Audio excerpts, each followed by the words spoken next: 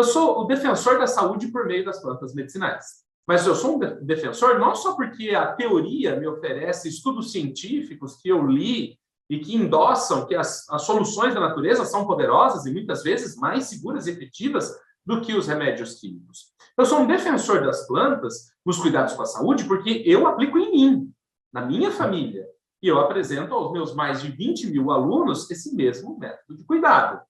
O que rege os tratamentos da saúde na minha casa é a prática com as plantas medicinais, e não a informação que eu li num livro. Eu tenho dia após dia a experiência prática de que as plantas são capazes de nos dar as respostas para todo e qualquer desafio de saúde. Eu sinto os efeitos, eu busco os efeitos, eu pratico isso como verdade e não como modismo natureba. Por isso que eu me sinto capaz de te convidar a seguir nesse caminho também. Porque eu posso pegar na sua mão e te mostrar o caminho mais rápido e mais seguro para se tornar autor da sua própria saúde também. E luxar o braço e sentir a dor foi uma forma de reforçar que a minha conduta é validada aqui no Autor da Própria Saúde, porque eu só acredito que funciona porque eu sou do tipo, faço o que eu digo e faça também o que eu faço. Remédios químicos são bastante sedutores, mas a promessa de alívio é falsa. Parece que a dor nos move a tomar decisões erradas. Você não tem mais critério quando você está com dor. Nos deixa mais vulnerável, você se sente mais frágil, e parece que naquele momento você apenas quer um comprimido, qualquer coisa que possa tirar aquela dor de você. Ninguém merece sentir dores incapacitantes, gente. Mas esse processo me fez questionar e me fez pensar sobre como eu poderia ajudar as pessoas quando elas estivessem sofrendo de dor e tivessem à disposição apenas esses placebos químicos, que muitas vezes são inúteis, remédio de farmácia. Porque é realmente possível cuidar de uma dor com as plantas medicinais. Olha aqui, eu não sinto dor nenhuma. A não ser que eu faça alguma estripulia. Mas do jeito que eu luxei o ombro, ela está com dor. Não dói nada. Eu estou tomando só planta. Desde aquele momento que eu cheguei na minha casa, tomei só planta. Porque é realmente possível você ter resultado na dor utilizando plantas medicinais. E talvez você só precise vencer essa sedução dos remédios químicos. Porque tá ali, tá fácil, é só pegar na farmácia, é só pôr na boca, é só tomar e vai passar. Só que você tem que entender como as plantas podem ajudar e quais são as boas opções para o seu tratamento. E foi motivado pela minha própria dor que eu decidi apresentar hoje esse protocolo de 7 plantas anti-inflamatórias que vão ajudar a aliviar as dores.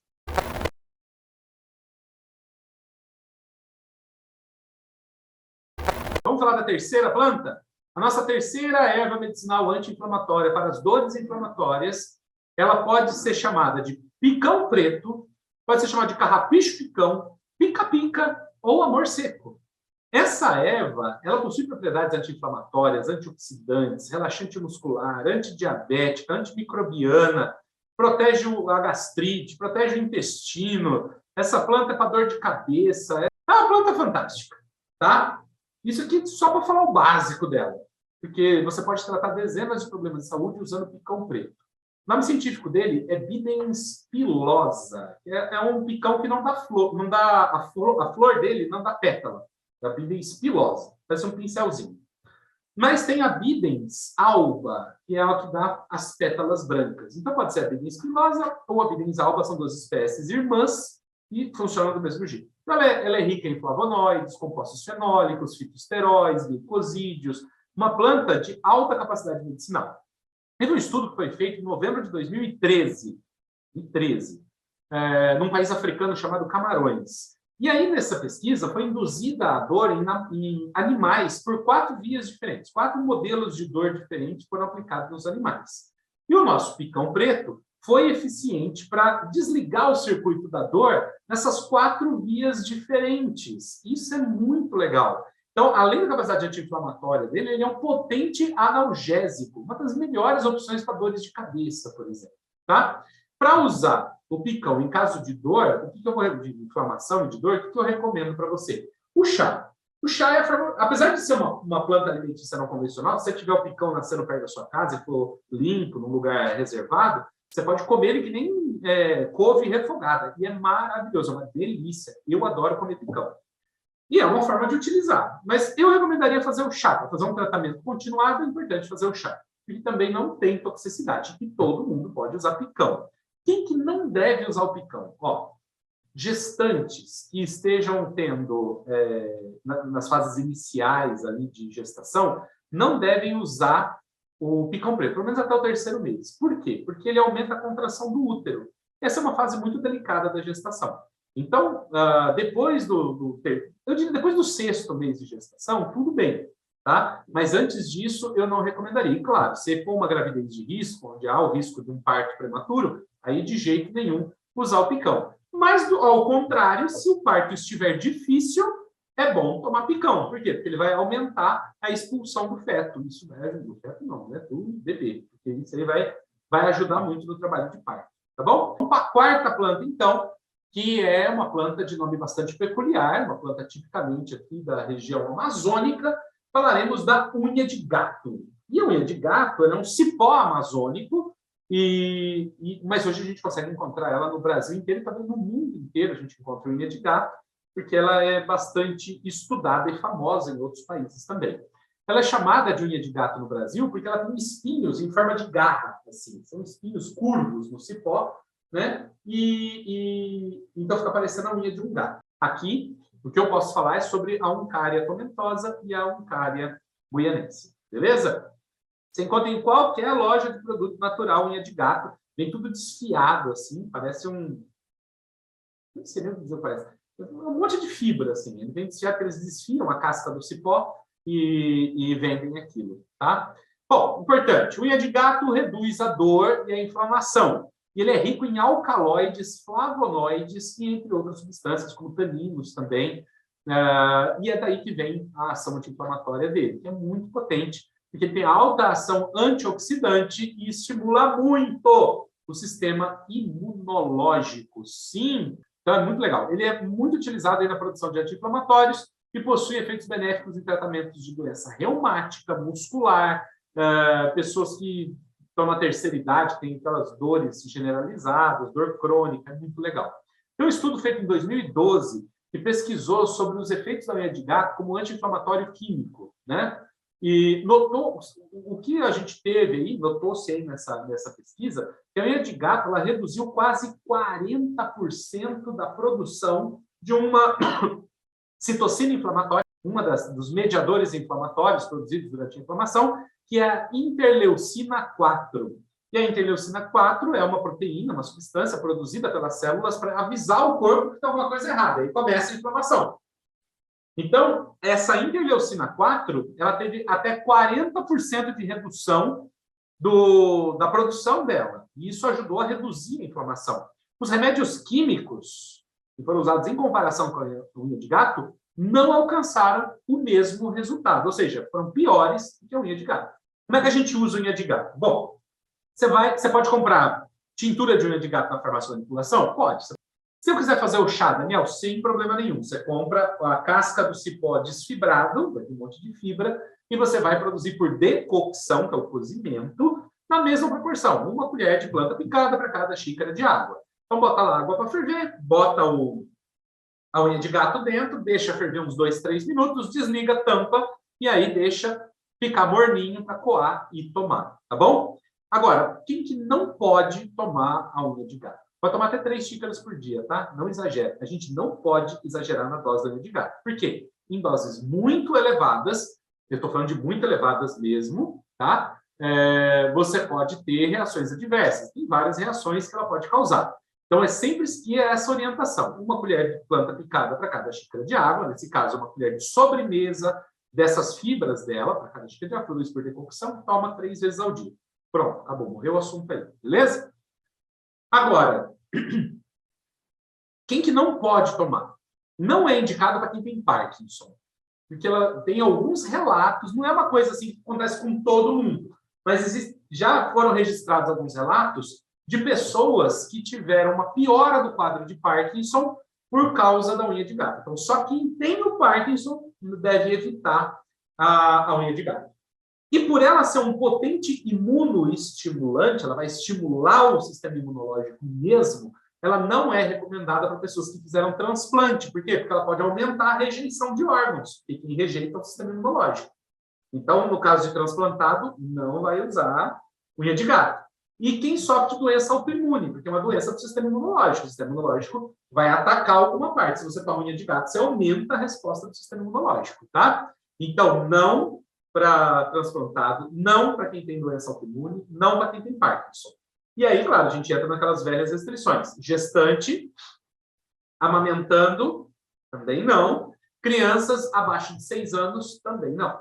Beleza? Lembrando que criança sempre toma doses menores, tá, gente? Se um adulto toma uma xícara, uma criança de 6 anos toma meia xícara, tá? Então, sempre considerar a diferença de dosagem entre adulto e criança, tá bom? Vamos falar da quinta planta, então, do protocolo de plantas anti-inflamatórias para as dores inflamatórias aí. Também é uma queridinha entre os meus alunos, né? Principalmente porque ela está muito ligada com as doenças das articulações, como artrose, artrite, bursites e, bom, todas as inflamações das articulações aí. O nome dessa preciosidade é canela de velho. Sim! Cientificamente batizada de Miconia albicans, ou seja, ela é uma planta típica do Brasil, assim, todas as regiões do Brasil, ela vai nascer. Então, ela nasce na Mata Atlântica, nasce no Pantanal, nasce no Cerrado, nasce no Pampa, no sul do Brasil, nasce na Caatinga, ela nasce em todos os... Eu não sei, acho que na Amazônia ela não nasce, mas nasce em praticamente todo o Brasil. E aí, essa planta, tem algumas questões que a gente precisa falar sobre ela. Primeiro, que ela é muito confundida com outras plantas que têm nome de canela de velho no Brasil, né? Então, o cara pega qualquer planta que parece com a Miconia albicans e chama de canela de velho. Só que não é canela de velho, e não é Miconia albicans. E tem algumas que têm certa toxicidade, tem umas que não servem para nada. Então, a gente precisa estar atento para usar a planta certa, né? Eu já vi gente vendendo até folha de quaresmeira dizendo que é canela de velho, porque parece, mas não é. Pelo amor de Deus, não é. Tá? Então, a primeira coisa que você tem que fazer é se certificar de que a espécie é correta. Segunda questão que você precisa observar. A gente tem no Brasil, na região do Cerrado, muita canela de velho. Brasília, Goiás, Mato Grosso, Minas Gerais, Bahia, Tocantins. Tem muita canela de velho. Só que o solo do Cerrado ele é rico em alumínio. E a canela de velho ela acumula alumínio na estrutura dela. E o alumínio é neurotóxico. Meu Deus do céu. Isso significa que, para você usar uma canela de velho com segurança, ela não pode ser colhida num solo de cerrado. Ela tem que ter vindo do Nordeste, tem que ter vindo da Mata Atlântica, tem que ter vindo do Sul, tem que ter vindo do Pantanal, mas não pode ter vindo do Cerrado, que é o solo mais rico em alumínio que a gente tem. Tá bom? Isso é muito importante observar, tá? Porque no uso contínuo, ao longo dos anos, isso pode ser prejudicial para o sistema nervoso central. Tá? Só uma observação para vocês. Outro dia eu cheguei numa loja de produtos naturais e tinha lá uma pomada escrito canela de velho. Eu falei, caramba, uma pomada de canela de velho? Deixa eu ver isso aqui. Peguei a pomada e li os ingredientes. E, pasme, não tinha canela de velho. Era só o nome da pomada, era canela de velho. Mas na fórmula não tinha extrato de canela de velho. Tinha arnica, tinha cânfora, tinha eucalipto, tinha, sei lá, um monte de coisa. Mas não tinha o extrato da canela de velho. Então, assim, tem que ficar de olho, para a gente não ser enganado, tá? Bom, de maneira geral, o mecanismo de ação da canela de velho, ele se baseia em inibir as ações de dois mediadores inflamatórios, a gente sempre está falando deles, né? Desses mediadores inflamatórios que dão, quando eles aparecem, né, indicam que tem um problema inflamatório ali. A gente tem a interleucina 6 e o fator de necrose tumoral alfa. Eita, meu, que nome complicado. Eu vou chamar de TNF-alfa.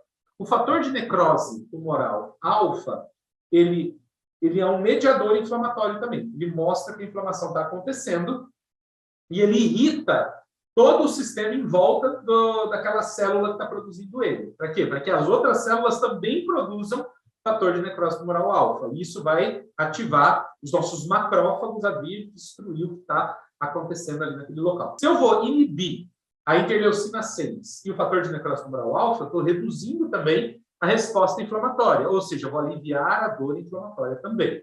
Eu não vou ser muito técnico aqui para falar sobre esses mediadores, coisa e tal, porque acho que não cabe. Mas a gente tem uma cascata inflamatória no nosso organismo e ela vai acontecendo, vários eventos inflamatórios vão acontecendo, em cada um deles tem um mediador inflamatório. A gente tem todas uma sequência de interleucinas, tem o TNF-alfa, tem o fator de transcrição kappa-beta, tem a ciclooxigenase, tem um monte deles, tá bom? E aí, cada um deles, você tem uma planta que consegue inibi-los, tá? Nesse caso, a gente fala da canela de velho inibindo TNF-alfa e interleucina 6.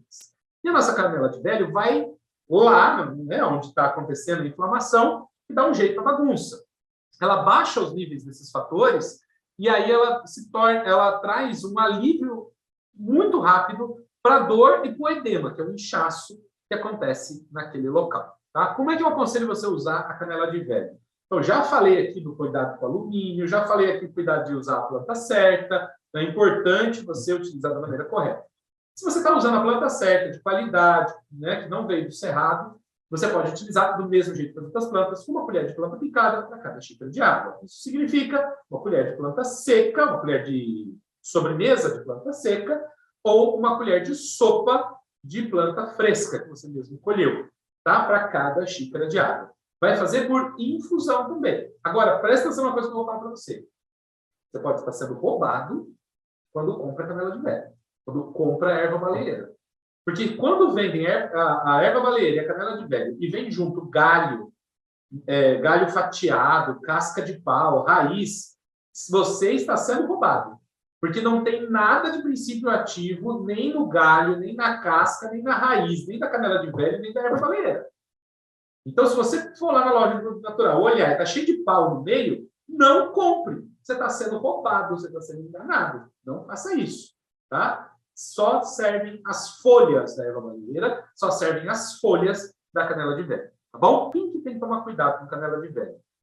Quem tem gastrite muito forte, ele pode dar uma assim, ele aumenta a produção de suco gástrico.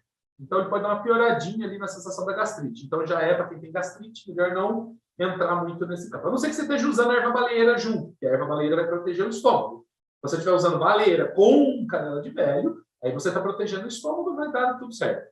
Quem tem doença inflamatória do intestino também tem que tomar cuidado, tem muito tanino. E o tanino da folha dela, ele pode causar uma certa irritação na parede do intestino. Mais uma vez, se você estiver usando junto com picão preto, junto com açafrão, junto com a erva baleeira, provavelmente esses efeitos não vão acontecer. Mas se você estiver tomando só chá de canela de velho, às vezes a pessoa toma um chá forte, né? Aí a pessoa fala, meu estômago ficou doendo, não sei o quê.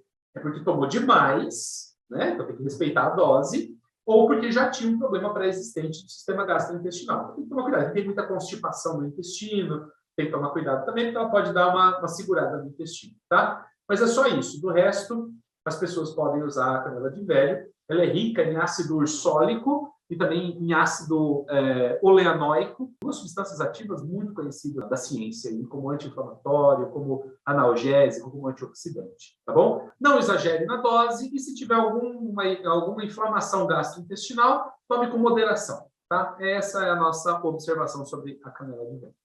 E agora eu vou falar da sexta planta desse protocolo. Talvez você conheça ela por uma ação anti-refluxo no tratamento da gastrite, do H. pylori. O nome popular dela é guaçatonga e o nome científico é Casearia silvestre. Gente, guaçatonga é a fina flor dos anti-inflamatórios. Ela está ali, ó, juntinho com a erva baleeira. Mas juntinha, do lado a lado com a erva baleeira. Guaçatonga é fenomenal. Tem uma pesquisa da Universidade do Rio Grande do Sul, guaçatonga é muito comum no sul do Brasil. Apesar dela nascer também no Brasil inteiro. Você tem guaçatonga no Cerrado, você tem guaçatonga no Pantanal, na Mata Atlântica, no Sul, você tem guaçatonga para todo lado, acho que até na Amazônia. Eu não sei se tem no Nordeste, não sei. Coloca aí nos comentários se você conhece guaçatonga no Nordeste, coloca aí nos comentários, tá bom?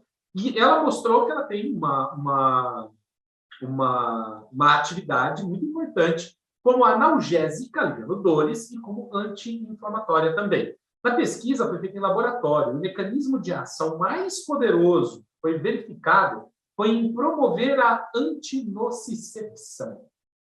Pelo amor de Deus, Daniel, que palavra, antinocicepção. Que bicho é esse? Bom, quando a guaçatonga entra em contato com o seu corpo, ela ajuda o organismo a relaxar, a acalmar o processo inflamatório. Ela reduz o índice de inflamação. E aí, uma série de substâncias chamadas de citocinas inflamatórias, que a gente já falou aqui, elas são aliviadas, anuladas, elas são reduzidas aí no processo. E quando elas são reduzidas, você reduz a percepção de dor, porque muitas dessas, olha que interessante, muitas dessas citocinas inflamatórias, elas atacam as terminações nervosas. Então, por que eu estou sentindo dor aqui no meu ombro? Por que eu sinto dor no meu ombro? Tem várias terminações nervosas aqui. Quando eu machuco, eu inflamo. Quando eu inflamo, as citocinas inflamatórias, elas vão lá e elas agridem essas terminações nervosas. Elas ficam muito sensíveis. E tudo passa a ser interpretado como dor. Então, quando eu anulo essas citocinas inflamatórias que inflamam as minhas terminações nervosas, eu reduzo a minha percepção de dor. Reduzir a percepção da dor inflamatória é o que a gente chama de antinocicepção, certo? Ela vai lá e, pum, desliga a sensação de dor no processo inflamatório. E é por isso que a gente tem uma sensação de alívio bastante rápido usando a aguaçatonga. Agora, olha que curioso. Remédios químicos para dor, elas costumam atacar o estômago. Você sabe disso. Vai tomar diclofenaco, paracetamol, ibuprofeno, você vê o que acontece, né? Dá aquela sensação de queimação, gastrite, vários outros desconfortos. E as pessoas têm medo de usar plantas anti-inflamatórias, aguaçatonga, baleeira e todas essas que eu estou trazendo aqui hoje, por medo de ter os mesmos efeitos adversos. Mas eu quero que você fique tranquilo hoje, porque isso nunca vai acontecer com plantas medicinais. Só para você ter uma ideia, todas as plantas que eu trago aqui hoje, as 7 plantas que eu trago para você aqui hoje, também protegem o estômago.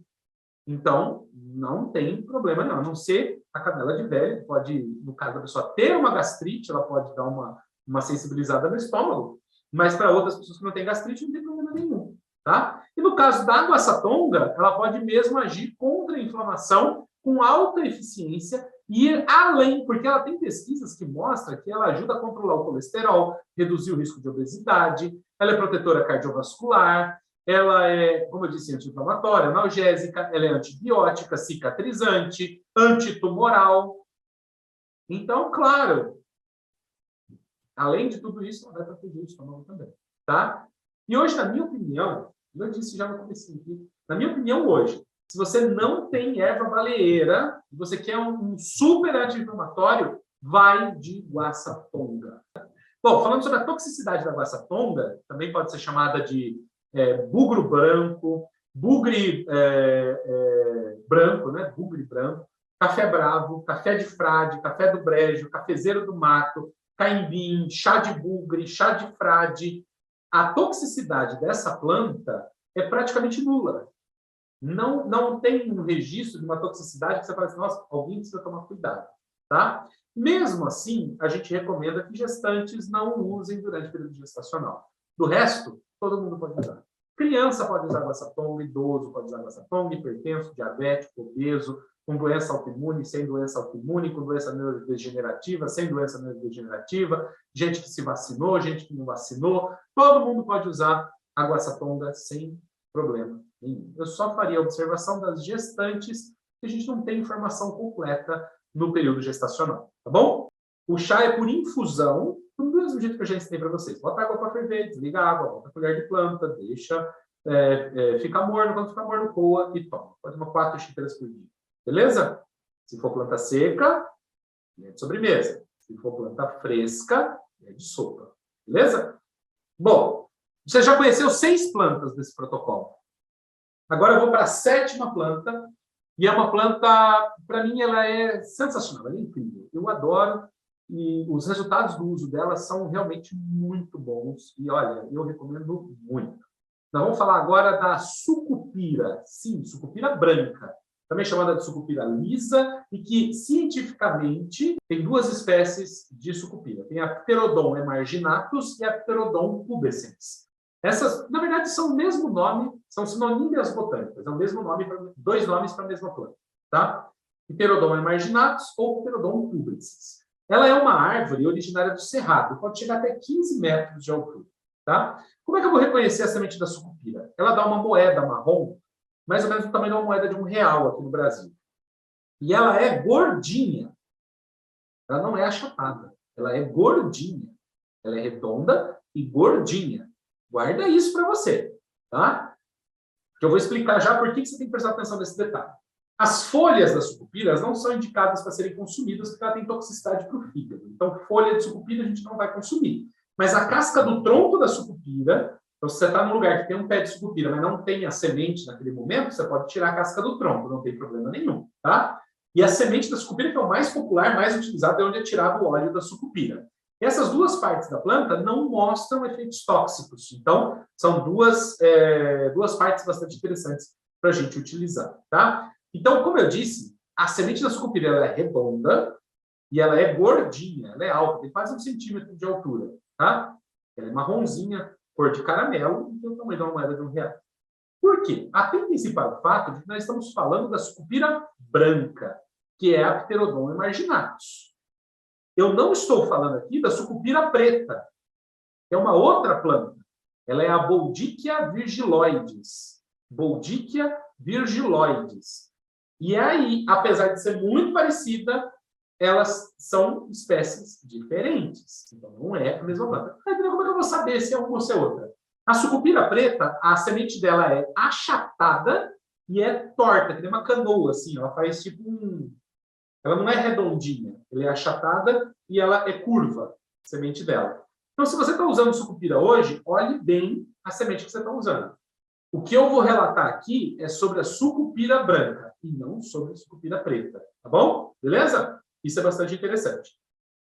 A semente da sucupira, que é a parte que concentra o maior número de estudos científicos dela, né, pode ser usada na seguinte proporção. Como ela é bastante forte, você vai usar uma semente para 500 ml de água. Uma semente para 500 ml de água. Sim. Como é que você faz isso? Você vai pegar uma semente, vai enrolar num pano limpo e vai bater com martelo até ela quebrar. Você precisa quebrar ela. Ela é muito dura. Tem que quebrar. Quebrou? Dá para ralar? Não, não dá para ralar. Dá para botar no liquidificador? Você vai quebrar o liquidificador. Tem que ser com o martelo mesmo. Quebrou ela abriu, beleza. Bota na água e deixa ferver de 2 a 3 minutos. Depois você desliga a tampa e deixa esfriar. Aí você pode tomar aquele meio litro de chá ao longo do dia. Vai tomar de uma vez, tá? Então vai dar ali 3 xícaras de chá. Você vai tomar uma de manhã, uma de tarde, uma de noite. Beleza? É assim que é para fazer o chá de sucupira. Daniel, mas eu vi que colocou a sucupira no biotônico, não porque colocou a sucupira no vinho, não porque colocou a sucupira não sei aonde. São todas receitas populares. E, assim, funciona relativamente, mas o interessante é você ter um método de extração importante ali, conceituado, técnico, para fazer essa extração. E a decocção é o melhor. Agora, você também tem a opção de usar o óleo de sucupira. O óleo de sucupira, você compra de qualidade, pelo amor de Deus, não vai comprar porcaria de óleo. Ele é bem forte, bem acre na boca, assim, está amarrado na boca. E aí você pode pegar um copo d'água e você vai pingar de 3 a 5 gotas 2 vezes ao dia. Se for um caso grave, de muita dor, de muito desconforto, 5 gotas 2 vezes ao dia. Se for um caso mais moderado, mais controlado, você também está usando outras plantas, você só vai completar o tratamento, 3 gotas 2 vezes ao dia. Não exagere, tá? Não exagere. Agora, um outro uso bastante importante é o tópico. Eu gosto muito de pomada. Por quê? Porque ela é fantástica para tratar inflamações dos nervos. Então, por exemplo, tendinite, ciático, é muito bom você usar a sucupira. E aí o melhor jeito, você pode tomar o óleo, pode tomar o chá, mas a aplicação de uma pomada de sucupira é muito bom. Dá para manipular na farmácia de manipulação. Mas se você não tiver uma farmácia perto, ou não quiser manipular e coisa e tal, faz o chá forte, aí você coloca 3 sementes de sucupira em meio litro d'água, e aí você faz com pressa. Nem eu falei da baleia. Você vai colocar 3 para cada, por quê? Porque na compressa a gente usa doses mais fortes, não é para tomar esse chá, tá? Não toma esse chá, tá bom? Isso é bastante importante. A sucupira, ela é antioxidante, antibiótica, antifúngica, é ótima para dores inflamatórias, né? Ela é analgésica também, e é usada em inflamações dos nervos, dos músculos, inflamações de garganta, para fazer gargarejo com ela, né? Inflamações causadas por fungo, como candidíase, por exemplo, dá para misturar no óleo de coco, o óleo de sucupira e passar na região vaginal para tratar a candidíase, não pode pôr muito, né? Você pega ali uma xícara de óleo de coco, você coloca lá umas 10, 12 gotas de sucupira, mistura bem, e você faz um creme para passar vaginalmente e tudo mais, tá? No caso de herpes também, você pode pegar uma gotinha de sucupira com algodão e passar na região de herpes, também ajuda bastante. Bom, tem dezenas de usos para a sucupira aí, tá? Uma curiosidade sobre a sucupira é que o óleo é essencial, não é o óleo bruto que você compra na loja de produto natural, não é esse. É o óleo essencial da sucupira, altamente purificado e tudo mais. Ele foi testado contra o câncer, ele mostrou atividade antitumoral, teve resultados bastante significativos para câncer de mama e câncer de pulmão. Mas tem que ter muito cuidado para usar, porque óleo essencial não é a mesma coisa que óleo bruto. Então, a concentração muito maior, a gente precisa tomar muito mais cuidado, tá? Eu não tenho prática com isso, mas é só uma curiosidade para vocês. E aí, gostaram dessas 7 plantas? Deve ter algumas perguntas na cabeça de vocês agora. Tipo, eu tenho que usar tudo isso junto, Daniel? Não, gente, vou responder essa pergunta agora. Você não tem que usar tudo isso junto. As sinergias das plantas medicinais, ou seja, essa ação conjunta delas, é muito boa. Mas não dá para usar 10 plantas junto. O que eu recomendo para os meus alunos? Use de 1 a 4 plantas na mesma preparação. O meu ponto ideal seriam 3 plantas medicinais. Então, o que eu mais gosto de fazer é uma combinação de 3 plantas. Então, você escolhe 3 plantas e faz o tratamento com essas 3 plantas. Tá bom? Pode ser 4? Pode. Pode ser 2? Pode. Mas eu gosto de 3 e acho que o limite saudável seriam 4 plantas para um tratamento, principalmente tratamento feito com chá. Tá bom? E qual que é a melhor combinação de plantas? Cara, não tem uma melhor combinação de plantas. Todas essas plantas são muito potentes. E se você, qualquer combinação que você fizer aqui entre essas 7 plantas, vai ser bastante eficiente. Claro, tem gente que se dá melhor com um tipo de planta, tem gente que se dá melhor com outro tipo de planta. É uma questão também da individualidade do indivíduo. Mas você pode escolher aí, tentar, faz o tratamento, não vai fazer 2 xícaras de chá e achar que já resolveu o problema. Faz o tratamento aí por uma semana, 10 dias, houve melhora? Se houve melhora, continua. Se não houve, muda as plantas, tá bom? Então, a combinação é você que vai escolher, a partir da sua disponibilidade. Se eu puder dar uma sugestão para vocês neste momento, para dores articulares, para dores musculares, para tudo isso, para praticamente qualquer tipo de inflamação no organismo, eu sugiro para vocês o combo, é um combo do Empório Folivida. O Empório Folivida, ele é a nossa loja de plantas medicinais, a loja de plantas medicinais oficial do Autor da Própria Saúde. Lá nós temos mais de 50 espécies de plantas medicinais, cultivadas organicamente, com qualidade, com carinho, produzidas de maneira artesanal, sabe? Secas em estufas climatizadas, fechadas em embalagens perfeitas, para chegar o melhor produto na sua casa. O que tem nesse combo, Daniel? Você vai ter açafrão orgânico, maravilhoso, lindo, guaçatonga top e canela de velho, tá? Essas 3 plantas juntas. Gente, isso é para acabar com qualquer dor de qualquer pessoa. Qualquer inflamação de qualquer pessoa, você consegue tratar com açafrão, guaçatonga e canela de velho. E olha, até uma orientação que eu faço.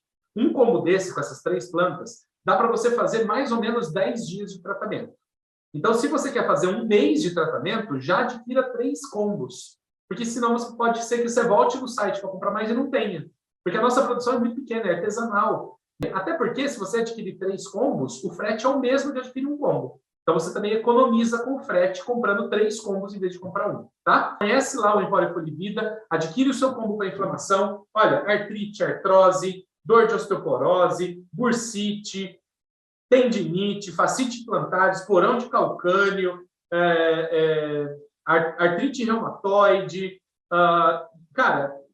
síndrome de túnel do carpo, tudo isso, fibromialgia, tudo isso você consegue tratar com esse combo da dor inflamatória. Pode ter certeza disso, tá? Faz o tratamento, segue certinho o protocolo e você vai ter resultados incríveis a partir do tratamento da sua dor, tá? Eu espero que vocês tenham aproveitado o protocolo das 7 plantas, tenha sido importante para vocês, 7 plantas anti-inflamatórias, e eu espero mesmo que você esteja aí, na verdade, assim, caso você esteja com uma dor ou com uma doença nesse momento, que ela seja um convite para a sua reflexão e a sua mudança, como foi a minha dor, foi para mim também. Um momento de grande reflexão sobre vários pontos importantes, sobre a maneira como eu cuido da minha saúde e sobre a maneira como eu ensino as pessoas a cuidar da saúde, tá? Lembre-se, quando a medicina tradicional parece fechar uma porta para você e o seu médico diz para você, olha, acostume-se com a dor, você tem que tomar esse remédio para a vida inteira, e daqui só vai piorar, não tem esperanças de melhora, seu caso não tem jeito. Quando você ouvir isso do seu médico, ou quando você estiver tomando seu remédio há mais de um ano sem ver resultado, saiba, as plantas medicinais sempre abrem uma janela de oportunidade e vale muito a pena utilizar, certo?